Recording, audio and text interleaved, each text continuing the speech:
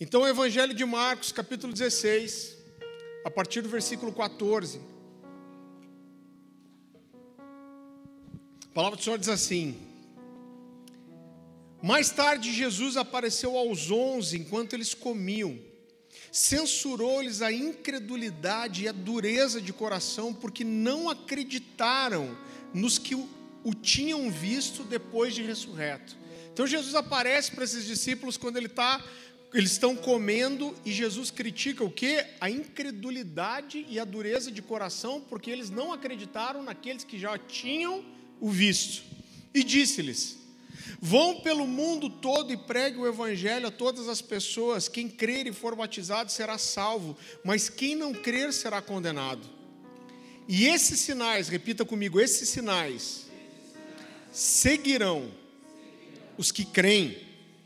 Em meu nome expulsarão demônios, falarão novas línguas, pegarão em serpentes, e se beberem algum veneno mortal, não lhes fará mal nenhum. Imporão as mãos sobre os enfermos e eles serão curados. Queridos, eu não sei o quanto esse texto mexe com você, mas esse texto mexe demais comigo, e nos últimos dias em especial, ele tem mexido mais do que nunca. Então a Bíblia fala, um pouco antes disso, que 3 mulheres vão no sepulcro de Jesus para ungir o seu corpo, mas quando elas chegam lá, elas encontram o túmulo vazio, e a Bíblia fala que um anjo aparece para eles e fala: o Senhor não está aqui, Ele ressuscitou.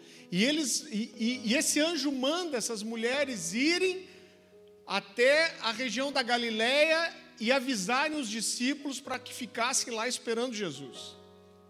A Bíblia fala que Jesus apareceu também para Maria Madalena e fala: olha, avise os discípulos que você me viu. Mas os discípulos não creram nem nas 3 mulheres e nem em Maria Madalena. A Bíblia fala que Jesus aparece também para aqueles discípulos no caminho de Emaús. Você sabe a história, a gente cantou a canção aqui hoje. Jesus senta na mesa e quando ele parte o pão, aqueles discípulos reconhecem quem era Jesus, e eles falam, eles contam isso, mas os discípulos também não acreditaram. E aqui Jesus aparece finalmente para os 11 e repreende a sua incredulidade. E querido, eu quero falar para você, eu quero abrir meu coração para você e dizer que muitas vezes eu me sinto como esses 11 discípulos, incrédulo e de coração duro.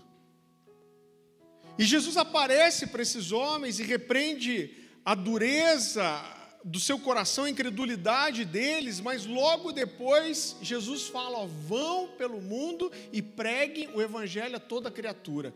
O que Jesus está dizendo para eles é: eu tenho andado 3 anos e meio com vocês, agora vocês devem dar continuidade àquilo que nós começamos, que eu comecei. Eu toquei essa região, mas agora vocês devem ir não só em Jerusalém, Judeia, Samaria, mas vocês devem chegar até os confins da terra, e vocês devem dar continuidade. E ele diz o quê? Em meu nome.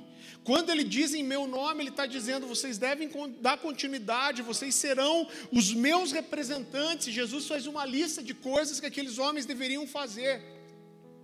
E ele diz: olha, em meu nome vocês vão expulsar demônios, em meu nome vocês vão falar novas línguas, em meu nome vocês pegarão em serpentes, em meu nome, se alguma coisa mortífera vocês beberem, não lhes fará mal, e vocês imporão as mãos sobre os enfermos e os endemoniados, e eles serão curados e libertos. E Jesus diz: esses sinais seguirão aqueles que creem. O que Jesus está dizendo para mim e para você, e disse para aqueles homens, é o seguinte: olha, se vocês crerem no que eu estou dizendo, por onde vocês passarem, vai ficar um rastro de poder. Ele está dizendo: esses sinais seguirão vocês. Ele está dizendo: por onde vocês passarem, atrás de vocês vai ficar um rastro de poder, de coisas sobrenaturais, de manifestação do Espírito, de coisas que o homem não pode explicar. E queridos, quando eu olho para isso, eu tenho certeza que Jesus não passou um migué em nós e nem nos discípulos. E esse texto me confronta, porque eu olho para a Bíblia e a Bíblia está dizendo: esses sinais seguirão os que creem. Então, se eu digo que creio e esses sinais não estão me seguindo, então tem alguma coisa errada. Porque se nós declaramos que nós somos discípulos de Jesus e que nós cremos no seu poder, que nós cremos nas Escrituras, esses sinais não nos seguem, existe alguma coisa errada e a gente precisa dar uma resposta para isso. E eu acredito que nós temos só duas possibilidades aqui. A primeira possibilidade é encontrar desculpa para a nossa fé inoperante. Então eu já conversei com pessoas que acreditam de verdade que o Espírito Santo foi sepultado junto com o último dos apóstolos. Cara, eu já tive briga com pessoas dizendo, não, os dons não são para hoje. Não existem mais os dons. Então essas pessoas não acreditam e elas têm desculpas teológicas para isso. E a outra opção é a gente tentar descobrir aonde, e aqui eu vou incluir todos nós, eu estou me colocando aqui porque eu sou o primeiro a ser confrontado por essa palavra, e nós precisamos descobrir então aonde nós estamos errando e o que nós temos deixado de fazer. Agora é muito interessante, querido, e nós somos uma igreja que prega a palavra de Deus. Eu creio que essa é uma das principais características que nós temos como igreja. A minha principal vocação, chamado é como um ensinador, um mestre das Escrituras. Eu reconheço isso que Deus me chamou para fazer. Agora, toda vez que você começa a falar em dons espirituais, é muito interessante, porque aparece alguém para dizer, olha, você está exagerando. Porque o mais importante não são os dons, o mais importante é o caráter, e eu reconheço, é verdade. Mas aparece alguém para dizer, não, peraí, não exagera, porque eu sou um crente de verdade, eu ando em santidade, eu sou dizimista, e o mais importante é o caráter. Por quê? Porque os dons espirituais, eles não atestam caráter, e eles não significam a aprovação de Deus. É verdade? Sem dúvida nenhuma. É verdade, sim. Agora, querido, por outro lado, às vezes essa resposta está tão pronta na nossa boca, por quê? Porque nós estamos satisfeitos sem a manifestação dos dons espirituais. Então eu sou um crente de verdade, eu entrego o meu dízimo, eu procuro viver uma vida de santidade, eu estou satisfeito. Você sabe que quando eu estava preparando essa mensagem, eu lembrei uma frase do Leonard Ravenhill. Quem já ouviu falar nesse cara, o cara que escreveu Porque Tarda o Pleno Avivamento, se eu não me engano, essa é uma frase do livro Oração de Avivamento, e ele começa o livro dizendo assim: eu estou convencido de que o motivo pelo qual nós não vivemos um grande avivamento é porque nós estamos satisfeitos sem ele. Agora, quanto nós desejamos, querido, quanto você e eu desejamos a manifestação dos dons espirituais. Irmão, vou falar uma coisa para você que pode parecer meio esquisita, mas eu estou com saudade de ver endemoniado, irmão. É verdade, pensa um negócio para provocar a fé do cara e para dar um gás, é você pegar um endemoniado pela frente. Irmão, o endemoniado, ele aviva o culto, irmão. Ele dá um gás na gente, não é? Aí você termina, expulsa, você fala que benção esse demônio, veio aí, avivou a igreja, avivou a fé da gente, né? O cara caiu endemoniado, você vê, é verdade ou não é? Você vê uma realidade do mundo espiritual, e me incomoda pensar que alguém pode entrar aqui cheio de demônio e sair levando os demônios, do mesmo jeito, tipo o demônio, e assistir o culto, irmão. E ficou de boa. Agora isso me incomoda, isso tem gritado no meu coração, e eu acredito que essa é uma pergunta que a gente precisa se fazer: o quanto você tem experimentado, e o quanto eu estou preocupado com que os dons espirituais, eles se manifestem no nosso culto, eles se manifestem na nossa vida, o quanto eu estou desejoso de avivamento, o quanto eu desejo experimentar algo novo de Deus. Ontem eu preguei no encerramento da semana de avivamento, e essa foi a pergunta: cara, quanto a gente quer algo novo? Quem aqui tem mais de 5 anos de conversão? Levanta a mão. Quem tem mais de 10 anos? Gente, vocês estão crente velho. Quem tem mais de 20 anos? Então eu tenho certeza que a maioria de vocês já viveu muitas coisas em Deus, mas quanto nós estamos sedentos de experimentar alguma coisa que a gente não experimentou ainda, é isso que eu estou clamando para Deus. Nós recebemos na semana retrasada aqui vários pastores da cidade, pastores da organização da Semana de Avivamento. E irmão, todo mundo vem aqui e fala: cara, que lugar legal que Deus deu para vocês. E eles perguntam: quantas pessoas você tem? A coisa é tique de pastores. Quantas pessoas tem na sua igreja? E todo mundo fala: uau, cara, que incrível que Deus está fazendo. E é incrível, eu amo o lugar que Deus nos deu, eu amo, a gente está com um mês de igreja, ver todo esse povo reunido, mas eu estou sedento de experimentar alguma coisa que eu não experimentei ainda. E ontem, como eu orei, eu falei: Deus, é muito bom tudo isso, eu sei que é o Senhor nos deu um lugar, o Senhor nos colocou num lugar estratégico, o Senhor tem nos dado pessoas, mas eu quero experimentar alguma coisa que eu não experimentei ainda. Isso me dá um desespero, porque eu entendo que é Deus provocando o meu coração e dizendo: eu quero fazer alguma coisa que eu não fiz, eu quero trazer algo novo. E o quanto isso é importante, querido, não só para nós, mas para Deus. Talvez, querido, o avivamento e o sobrenatural de Deus, ele não encontre lugar nas nossas vidas. Sabe por quê? Porque talvez a gente esteja sedento de outras coisas. E a gente vem para a igreja e eu não estou sedento de Deus. Eu estou sedento do quê? Eu estou sedento de prosperidade. Eu estou sedento de um carro novo. Eu estou sedento de uma casa nova. Eu estou sedento de um templo muito legal. Eu estou sedento de uma promoção. E talvez as coisas sobrenaturais, os dons espirituais não encontrem lugar na nossa vida, porque nós estamos sedentos demais por outras coisas. E quando você está sedento, eu sei como que é. Pensa avivar um crente, problema financeiro. O cara ora, jejua, chora, rola no chão, veste pano de saco, um boleto que está para chegar. Boleto que vem daqui 10 dias. É 10 dias de jejum, avivamento. Vai chegar no dia, o cara vai estar quase voando. Agora, quando foi a última vez, deixa eu falar isso para você, quando foi a última vez que você falou: Deus, está tudo bem, mas eu vou jejuar, eu vou entrar num propósito. O que você quer? Eu só quero o Senhor. Eu só quero experimentar uma coisa que eu não experimentei ainda. Eu só quero que o Senhor, eu só quero te ver de uma forma que eu não vi ainda. Você sabe que às vezes, querido, e não existe nada errado com querer ter coisas boas. Irmão, quase meti um latão aqui para tacar fogo esses dias, de tão frio que é de manhã aqui. E eu falei: cara, será que não dá para pôr uma daquelas lareiras? Sabe aquela lareira de vidro que imita, que é só com gás? E a gente pensa: puxa, isso vai ficar bonito na igreja, e é legal ter coisas boas, não tem nada de errado com isso. Nós estamos com um piano super bonito aqui agora. Olha o Black, você ficou até mais chique aí, Black. Veio até de cachecol para combinar com... Quem fez, eu vou até fazer uma propaganda do Luiz. O Luiz fez, é um cara aqui da igreja, a esposa dele, Adriana, está ali, sua família.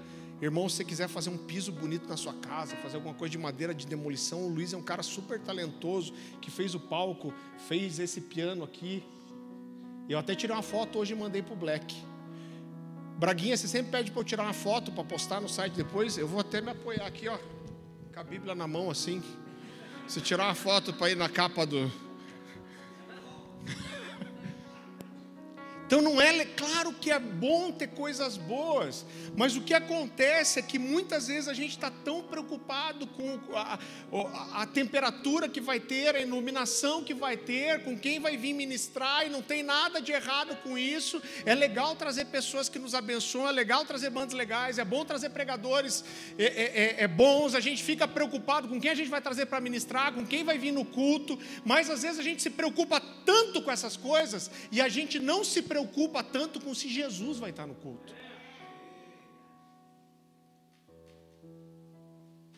As pessoas têm que estar confortáveis. A gente quer deixar você confortável, irmão. Esses ar aqui, irmão, eles são estilo... Eles são proféticos. Eles são proféticos. Por que eles são proféticos? Porque a gente ficou tudo feliz quando entrou aqui e falou: mano, tem até ar. Aí eu trouxe um cara para fazer a revisão em todos os ar-condicionados. Ele começou de lá de trás. Falou, pastor, está tudo funcionando belezinho os ar. Eu falei, glória a Deus, agora vamos chegar no salão principal. Ele falou, pastor, tem uma coisa para te falar. Eu falei, o que é? Ele falou, só tem a frente do ar. Eu falei, é mesmo? É tipo a vida das pessoas na rede social? Só de aparência?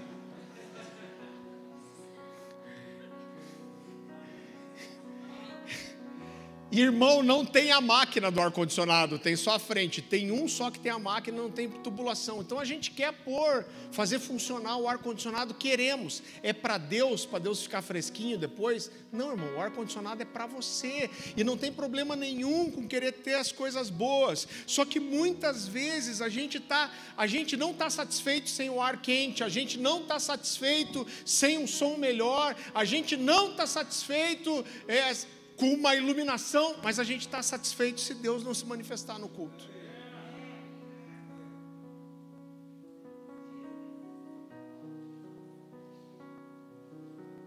A gente teve aqui o primeiro culto. Eu virei para o Diego e falei, cara, pelo amor de Deus, a gente precisa de uma bateria. Carrom só em luau. Eu falei, cara, a gente precisa de uma bateria aqui. Eu fiquei incomodado, sou sanguíneo, irmão. Eu falei, cara, procura agora aí. Abre o Mercado Livre e procura. Eu estou brincando, mas eu sou assim mesmo, ele sabe. 11h30 da noite. Não, mas dá uma olhada aí já, tal, vamos comprar. Eu quero comprar uma bateria amanhã. Fiquei incomodado que não tinha bateria. Não, a gente precisa de uma bateria. Mas quanto eu estou incomodado com o nível de presença, de manifestação de Deus. Eu posso às vezes gastar horas procurando, negociando, tentando argumentar, e a gente fez isso, e mandou proposta, até comprar. Deus fez um milagre, comprar uma bateria nova pela metade do preço. Agora, quanto eu estou me dedicando aqui, me esforçando, por quê? Porque eu não estou satisfeito com nenhum culto, que Deus não se manifeste de forma verdadeira. Eu não posso estar satisfeito sem o poder de Deus. E quer saber uma grande verdade, irmão, que foi algo que Deus me falou um dia, e eu fui confrontado. Eu quero dizer para você, um dia eu estava orando, Deus me falou assim: você não pode pregar fé sem manifestar os sinais que seguirão aqueles que creem. Irmão, como que a gente vai pregar a fé para as pessoas se a gente não manifesta os sinais que a Bíblia diz? Se você crê, então esses sinais vão te seguir. E aí você olha para trás, não tem sinais, o que acontece? Como eu falei, eu sou o primeiro a ser confrontado por essa mensagem. Você sabe que quando você estuda história, e eu sou apaixonado por história, existe uma regra que qualquer acontecimento histórico, ele precisa de 3 pessoas confirmando a mesma história, a mesma verdade, para que ele seja considerado um fato mesmo. E uma vez eu estava lendo um livro do Philip Yancey, e ele dizia assim, e eu lembro que ele falou isso, eu nunca mais esqueci. Ele falou: a maior prova para mim e para outras pessoas de que o cristianismo e a história bíblica de Jesus é verdadeira é a forma como os discípulos morreram. Irmão, quando você olha e você estuda, o primeiro foi Clemente, bispo de Antioquia, que registrou como os apóstolos foram mortos. Então, com exceção de João, e a história diz que João foi lançado num caldeirão de óleo fervente, e não aconteceu nada com ele, saiu bronzeado e brilhoso. E a história, a tradição diz que eles ficaram com medo de matar João e desistiram e lançaram ele na ilha de Pátimos, mas com exceção de João, todos os discípulos foram martirizados. Agora, é muito interessante porque eu acredito que todos os países do mundo, pelo menos publicamente, todos eles rejeitam ou condenam a tortura, pelo menos publicamente. Por quê? Porque quando uma pessoa é torturada, ela confessa até o que não fez. Agora, esses 11 homens, ou 10 homens, com a exceção de João, muitos deles torturados e morreram atestando a sua história. E o que o Império Romano fazia era mais ou menos o seguinte: eles prendiam esses homens, foi o que fizeram com Pedro, e falaram: nega a sua história. Não nego. Nega que Jesus ressuscitou. Não nego. Se você não negar a sua história, você vai ser pregado numa cruz também. E dessa vez, Pedro não negou, não fugiu, mas ele falou: não sou digno de morrer como meu Senhor. Então, você quer me crucificar? Então me crucifica de cabeça para baixo. Olha que interessante, só no primeiro século depois de Jesus, pelo menos 15 judeus se levantaram na região de Jerusalém dizendo que eram o Messias. Sabe o que aconteceu? Eles juntaram pessoas com eles, eles fizeram um movimento, mas logo os seus líderes foram mortos, e quando os líderes foram mortos, todos dispersaram. Agora o Evangelho só chegou em nós até hoje porque esses caras morreram testificando a sua história. Qual era a história deles? Esses caras, diante da morte, eles morreram afirmando o quê? Que Jesus, o Filho de Deus, que Ele veio em carne, que habitou entre eles, que fez milagres e maravilhas, que libertou, que curou, que foi crucificado, mas que ressuscitou ao terceiro dia, que foi visto por uma multidão de pessoas por 40 dias, que mesmo depois de morto ressuscitou e sentou na mesa, comeu pão com eles, comeu peixe, e que esse mesmo Jesus os ungiu com o mesmo Espírito que estava sobre ele, e ele fez milagres e maravilhas, e ele subiu aos céus e está aguardando por eles. Esses caras morreram atestando essa história e dizendo que eles andam no mesmo poder e são testemunhas do que Jesus fez, e eles são aqui testemunhas não só porque eles viram o que Jesus fez, mas porque agora eles andavam no mesmo Espírito. E eu digo para você que isso é ser uma testemunha de Jesus. Que bom ver vocês aí, gente. Abra comigo em Atos capítulo 1, versículo 8. Agora eu vi que eu estou cegueta mesmo, porque até de óculos eu demorei para reconhecer vocês aí. É que de máscara também judia, né? Esses dias eu fui no mercado com a Louise, aí todo mundo de máscara, aí ela me cutucou e falou assim: pai, aquela tia sorriu para mim, eu sorri para ela. Eu falei: filha, como você sabe que ela sorriu se você estava de máscara? Ela olhou para mim e falou: eu senti.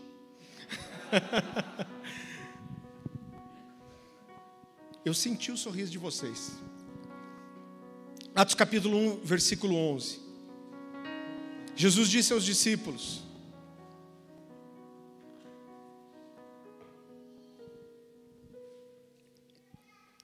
mas receberão poder quando o Espírito Santo descer sobre vocês, e serão minhas testemunhas em Jerusalém, toda a Judéia, Samaria, até os confins da terra. Você entende que quando a gente olha para esse texto, é fácil entender que ser uma testemunha de Jesus dentro daquilo que ele estava ensinando era mais do que só ter visto o que Jesus fez. Esses caras já tinham visto, mas aí Jesus vem e diz assim: quando o Espírito vier sobre vocês, vocês aí sim se tornarão as minhas testemunhas. Por quê? Porque eles não só viram o que Jesus falou, mas a partir desse momento eles iam andar no mesmo Espírito. Vá comigo para o Evangelho de João, capítulo 16.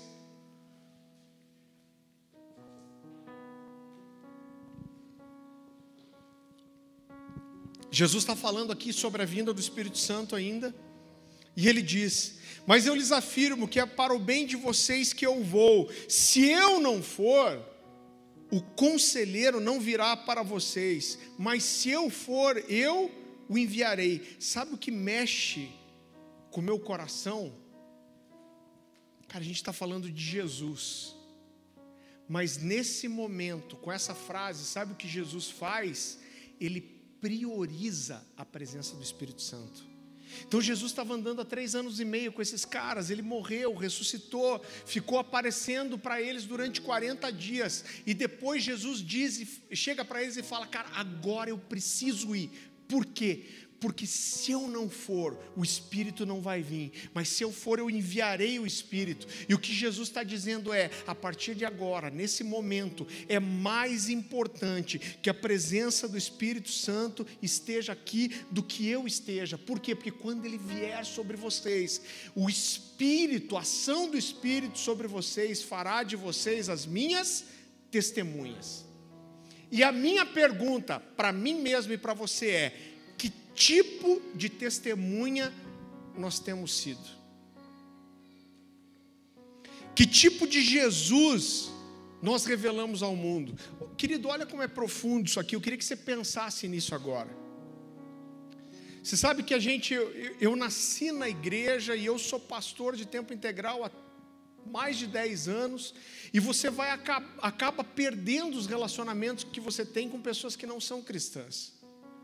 99% das pessoas com quem eu me relaciono são crente, né? Às vezes quando alguém vem aqui na igreja fazer um serviço, a gente comprou esses dias um sofá ali, eu já enquadrei o menino, já chamei ele para vir na igreja. Mas a maioria das pessoas que eu conheço são crentes. Agora, às vezes eu preciso parar e me lembrar que tem pessoas que nunca pisaram numa igreja na vida, como esse cara de uma loja aqui embaixo. Falou, eu mudei do Rio Grande do Sul agora, nunca pisou numa igreja evangélica na vida. E a pergunta que eu me fiz, eu quero fazer para você é, se a única oportunidade que uma pessoa tivesse de conhecer Jesus fosse olhando para você, que tipo de Jesus que essa pessoa ia conhecer? Esse cara não conhece nenhum crente, e não vai conhecer mais nenhum, mas de repente ele se encontrou com você, e você é quem pode revelar Jesus a ele, e você fala de Jesus para ele, e esse cara conhece você, e conhecendo você, a forma que você anda, qual a expectativa, que tipo de Jesus que ele espera conhecer? Esse texto, durante muitos anos, ele foi muito difícil para eu entender. Eu quero que você abra comigo em João, Evangelho de João, capítulo 14.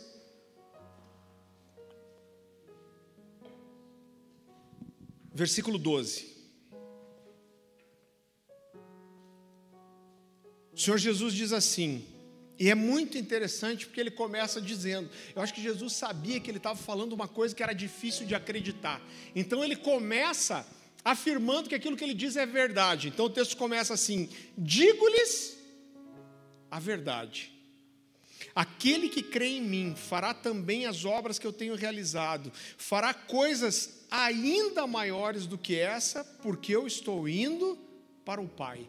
Agora, muito tempo eu olhei para esse texto e eu tinha quase a sensação que Jesus estava passando um migué. Tipo, eu vou desafiar ele. E eu ficava, mas como assim? Ele é o Filho de Deus.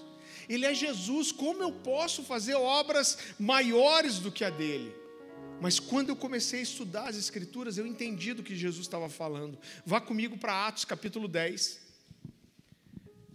versículo 38.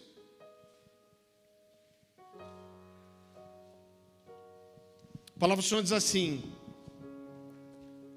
como Deus ungiu a Jesus de Nazaré com o Espírito Santo e com poder, o qual andou por toda parte fazendo bem e curando todos os oprimidos do diabo, porque Deus era com ele. Sabe o que é interessante nesse texto? É que a Bíblia está falando que os milagres que Jesus fez, a libertação que ele trouxe, a cura que ele operou, ele não fez isso porque ele era Deus, mas ele fez isso porque Deus estava com ele.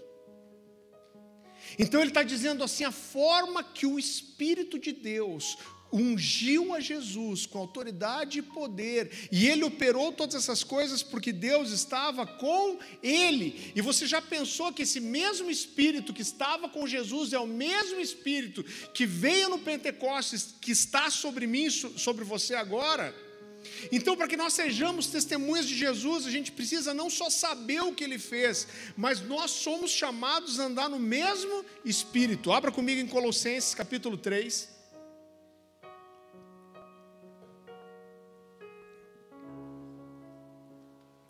Esse texto é muito poderoso. Colossenses capítulo 3, a partir do versículo 13.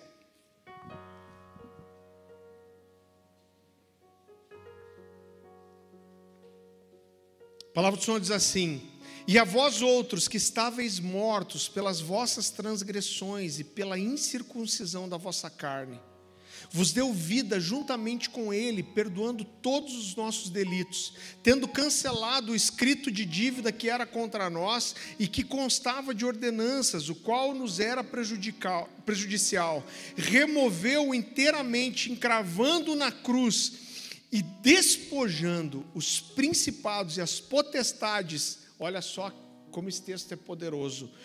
Publicamente os expôs ao desprezo, triunfando na cruz. Agora esse texto diz que Jesus triunfou na cruz e expôs os principados e potestades ao desprezo. Sabe por que ele expôs os principados e potestades? Os principados e potestades ao desprezo? Porque ele venceu o diabo, não como Deus, mas como homem. Quando Jesus foi para a cruz, ele havia, como a Bíblia fala, se esvaziado de toda a sua divindade. E ele venceu o diabo e a morte e os expôs publicamente, porque ele venceu o diabo como homem e não como Deus.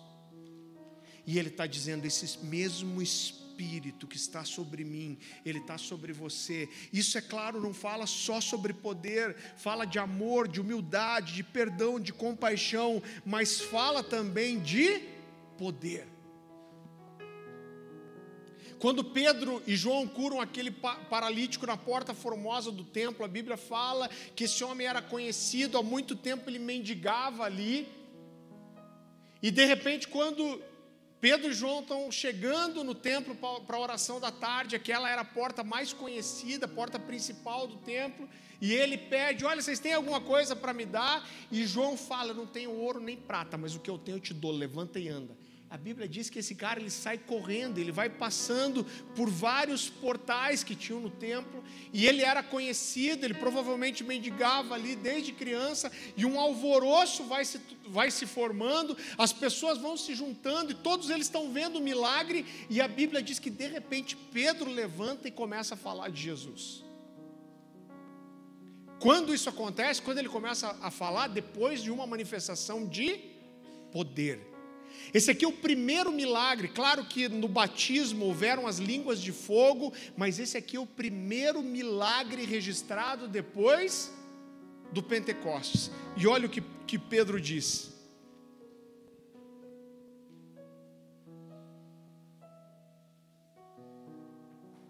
Perdão, irmão, eu não coloquei a referência aqui. Fui empolgado, está na Bíblia. Mas eu sei de cabeça. Quando a multidão se junta, Pedro se levanta no meio deles e ele fala de Jesus. E ele termina dizendo assim: esse Jesus do qual eu sou testemunha. E essa é a primeira vez que um discípulo diz que ele era testemunha. Depois de quando? De um milagre, da operação de um milagre, assim como Jesus se movia. Ele está dizendo: eu fui cheio, eu ando no mesmo Espírito, e agora eu sou a testemunha dele.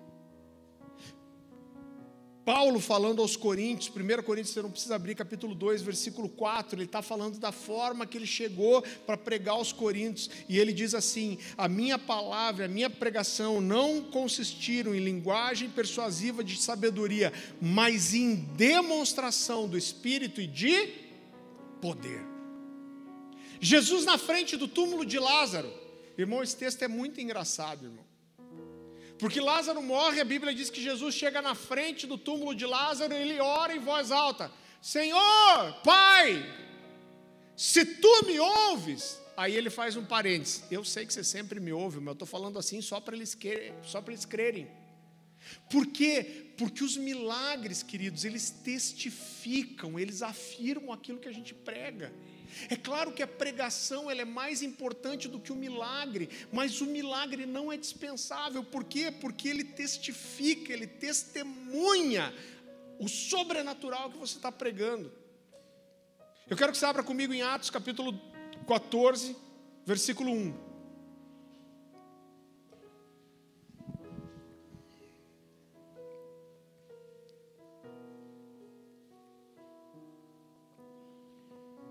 Em Icônio, Paulo e Barnabé também foram à sinagoga judaica e falaram de tal modo que muitos creram, tanto os judeus como os gentios. Alguns dos judeus que não creram, porém incitaram os gentios e envenenaram a mente deles contra Paulo e Barnabé. Ainda assim, os apóstolos passaram bastante tempo ali, falando corajosamente da graça do Senhor, que, olha o que a Bíblia diz, que testificava a mensagem deles, concedendo-lhes poder para realizar sinais e maravilhas. Eu não sei você, mas eu estou cansado de dar qualquer tipo de desculpa. Quem aí crê? Se nós cremos, os sinais precisam nos seguir, irmão. Pastor, você já viu muita coisa? Já vi muito, mas eu quero ver muito mais. Eu quero ver muito mais. Nós precisamos ser um povo que se move no poder. Ainda em Atos capítulo 4, depois que o paralítico é curado, pelo menos o capítulo eu já sei, é capítulo 4. A Bíblia fala que depois que Pedro começa a pregar, ele não terminou a sua pregação, mas as principais autoridades do templo, os fariseus, eles pegam Pedro e João e levam eles presos. E a Bíblia fala que esses homens são presos, apresentados diante de todas as autoridades, todos estavam ali para acusá-los, e a Bíblia diz que Pedro, cheio de autoridade, do Espírito e de poder, ele se levanta e fala de Jesus. E a Bíblia diz que todo mundo assiste.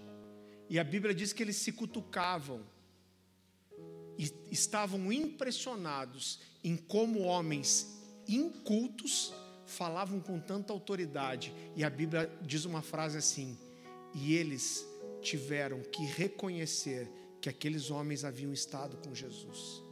Eu quero dizer uma coisa para você. Eu quero que quando eu abrir minha boca, as pessoas tenham que reconhecer que eu tive com Jesus.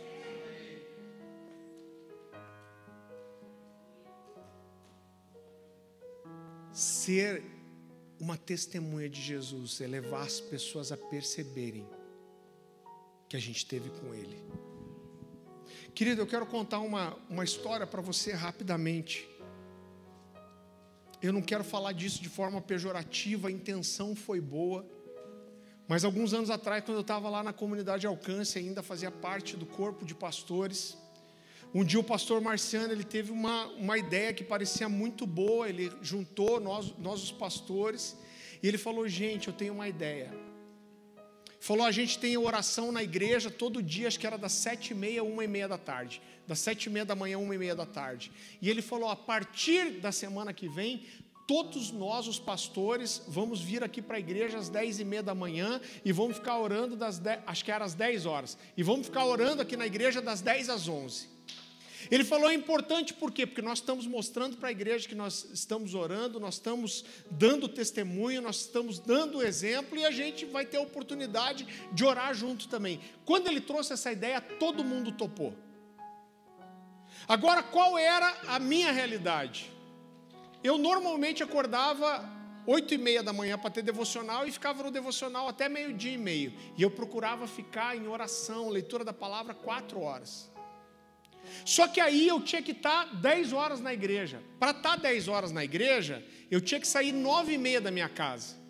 Mas para sair 9h30 da minha casa, eu tinha que acordar, ou tinha que começar a tomar banho, me arrumar, porque depois, à tarde, as atividades da igreja já começavam, perto de 8h30 da manhã. Então eu já não orava antes de ir. Então eu acordava, tomava banho, me arrumava, já perdia o tempo do banho, o tempo de me arrumar, perdia meia hora de carro, e eu deveria estar orando desde as 8h30, mas começava a orar quando na igreja? Às 10. Mas de chegava às 10, às vezes tinha alguém que queria conversar com você.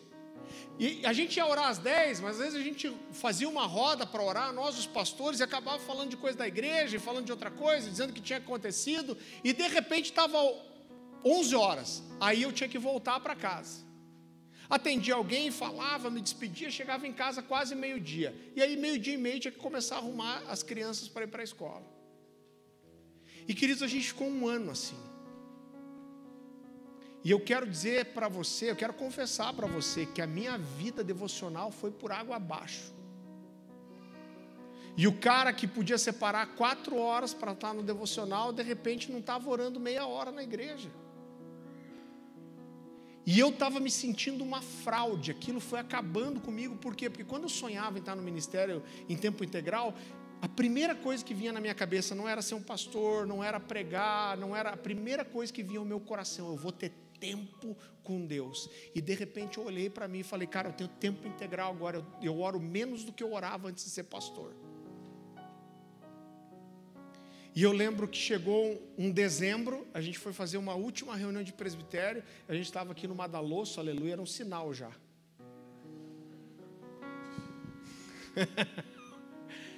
E a gente estava, eu lembro, a gente estava aqui no velho Madalosso, e aí eu tive que abrir meu coração.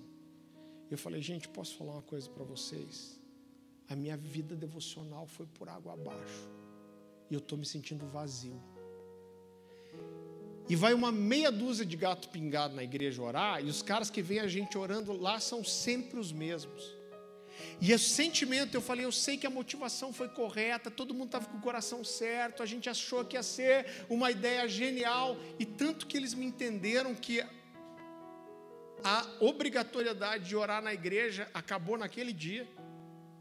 Mas eu abri meu coração para eles e falei, cara, a impressão que eu tenho é que a gente está fazendo um negócio para inglês ver, que a gente está tão preocupado que o povo vai ver que nós somos pastor e oramos. Eu falei, cara, deixa eu voltar a fazer o devocional na minha casa. Sabe por quê?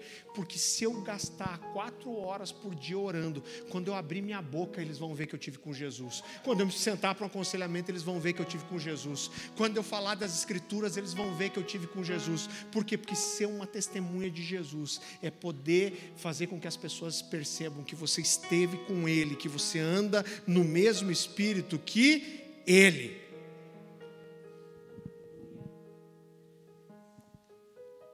Uma das coisas que eu mais estudei na minha vida foi a história da igreja, a história dos avivamentos. Eu sou apaixonado, é muito inspirador. Agora eu vejo muitas pessoas chamando alguns movimentos sociais que aconteceram na história e foram movimentos incríveis, alcançaram pessoas, cuidaram de pessoas pobres, desfavorecidas, e chamam esses movimentos de avivamento. E eu quero dizer que esses movimentos são bons, são importantes, querido, mas avivamento é quando a glória de Deus está presente, pessoas são libertas, são curadas, e milagres acontecem, e curas acontecem, e muitas pessoas se convertem, e correm para Jesus. Por quê? Porque foram cheias do Espírito Santo, porque homens se levantaram, e quando a sua boca abria, o Espírito de Deus transbordava de dentro deles. Nós somos aqui uma família espiritual, tentando mostrar Jesus para o mundo. E quem é o Jesus que nós temos revelado? Será que as pessoas podem olhar para a gente e falar, aquele cara ali é crente, ele acredita em Jesus, e o Jesus dele é um Jesus de poder, o Jesus dele é um Jesus de milagre? Quais são os sinais que testificam a mensagem que nós temos pregado e que nós temos mesmo estado com Jesus? Querido, eu já me senti quase culpado de falar, Deus, eu quero mais poder, eu quero experimentar mais. E daí eu olho, puxa, mas Deus já fez tanto por mim, será que, né? E aí eu fico atrás dessas coisas, será que é isso mesmo? A gente tem fidelidade à palavra, a gente conhece Jesus de verdade, mas quando eu vou para a palavra me mostra um Jesus que cura, e um Jesus que falou, eu vou enviar meu Espírito sobre vocês, e vocês farão coisas maiores ainda do que aquelas que eu fiz. Sabe um texto que tem gritado no meu coração e tem queimado no meu coração? Atos capítulo 4, versículo 20, quando Pedro e João diz assim, nós não podemos deixar de falar daquilo que temos visto e ouvido. Agora a minha pergunta para você é, o que a gente tem visto e ouvido? Esses caras estavam queimando, estavam explodindo, eles precisavam pôr para fora. Por quê? Porque eles diziam, eu não posso deixar de falar daquilo que eu tenho visto e ouvido. Agora, o que nós temos visto e ouvido, irmão? Talvez a gente ultimamente esteja vendo e ouvindo coisa demais da terra. E me dá um desespero. Eu comecei a perceber isso esses dias. E olha as pessoas, querido, que a gente segue nas redes sociais, que a gente tem como referência, grandes homens de Deus. Eu não estou dizendo que eles não são. Mas a impressão que eu tenho é que está tudo muito performático. E nós seguimos pessoas que têm bons resultados, pessoas que têm boas estratégias, pessoas que sabem fazer um bom culto, pessoas que têm uma boa integração, pessoas que sabem cuidar bem das pessoas. Não estou dizendo que essas coisas não são importantes, todas essas coisas são boas. Mas o que está pegando no meu coração é perceber que nós estamos satisfeitos em coisas boas que os homens conseguem fazer. Cara, eu fui, a igreja organizadinha, teve estacionamento, me mostraram como entrar, e aí eu cheguei, o pessoal me recepcionou bem, o pessoal estava uniformizado com a logo da igreja, e estava tudo muito certinho, e o som era bom, e o louvor foi certinho, e eu visitei, as pessoas me ligaram na semana seguinte para perguntar se eu queria voltar à igreja, se eu queria participar de uma reunião nas casas, e nós olhamos, uau, essa igreja funciona bem, e nós estamos nos satisfazendo com coisas que os homens sabem fazer bem feito. Eu estou dizendo que essas coisas não são importantes? Não estou dizendo que não são importantes, mas o que nós precisamos desenvolver é uma cultura da glória de Deus. Cara, eu preciso que Jesus venha em todos os cultos, eu preciso sair daqui cheio. O culto precisa de organização, precisa, mas isso é o mínimo que nós podemos fazer, mas a gente precisa vir para a igreja com uma cultura de glória. Estava tudo muito organizado, mas Jesus veio. A gente está começando, a gente tem um baterista só que fez todo o processo da igreja e estava tocando. Ele foi num casamento hoje. Cara, não tinha bateria, mas cara, Jesus veio quando a gente estava ali. E nós precisamos ter essa cultura da glória. A gente não pode vir em casa, não, porque é importante o culto de domingo. Não, cara, eu quero ter um encontro com a glória de Deus. Eu quero sair daquela reunião cheio. Eu quero ser confrontado pelo Espírito. Eu preciso experimentar alguma coisa nova. Eu preciso sair dali provocado para viver algo. Eu preciso sair transbordante, sair daqui louco para pensar em quem eu vou encontrar segunda-feira no meu trabalho, porque eu tenho uma coragem de orar por essa pessoa, e eu vou falar de Jesus, e eu vou ter uma impressão profética, eu vou liberar algo. Isso se chama uma cultura de glória.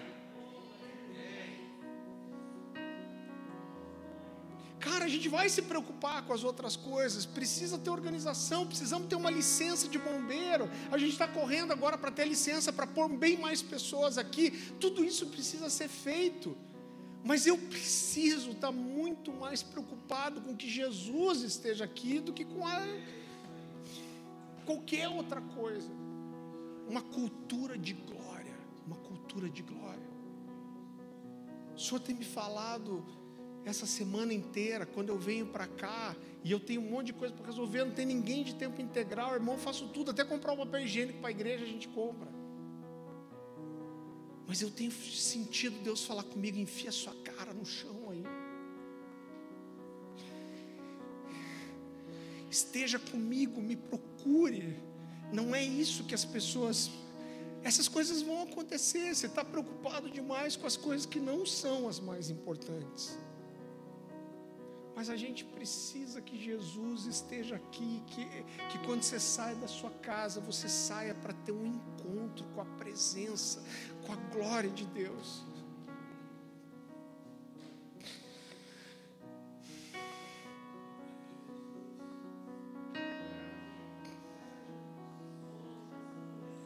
Mas a gente às vezes está sempre atrás qual que é a música que vai estourar agora, qual que é a mensagem que vai ficar conhecida. Eu estava falando com o Diego, hoje a gente conhece, tem tanta gente que nos toca. Mas quando eu fui tocar das primeiras vezes, tinha um ministério dos Estados Unidos que era assim a maior referência para a gente, que era a Morning Star. Não sei quem conhece a Morning Star do Rick Joyner. E a gente estava conversando e falou, cara, qual que é a música conhecida da Morning Star? Cara, não sei. Qual que é a pregação conhecida deles? Cara, não sei. Tá, mas o que tinha a Morning Star? Cara, quando esses caras estavam juntos, Deus vinha. A gente não pode se contentar com nada que seja menos que isso. Eu não quero, eu falei, Deus, traz um descontentamento no meu coração. O Senhor tem, cara, a gente tem visto tantas coisas maravilhosas aqui na igreja. Parece que aparece uma necessidade, quando a gente veio, a gente nem orou, Deus já respondeu. E tudo isso é muito bom, mas eu não quero estar satisfeito com isso. Isso é pouco. Eu não quero vir para a igreja pensando se as pessoas vieram, gostaram. Claro que tem um nível de preocupação desse, mas em primeiro lugar, eu quero saber se Jesus gostou, se Ele está satisfeito, se a gente fez o que Ele queria que a gente fizesse.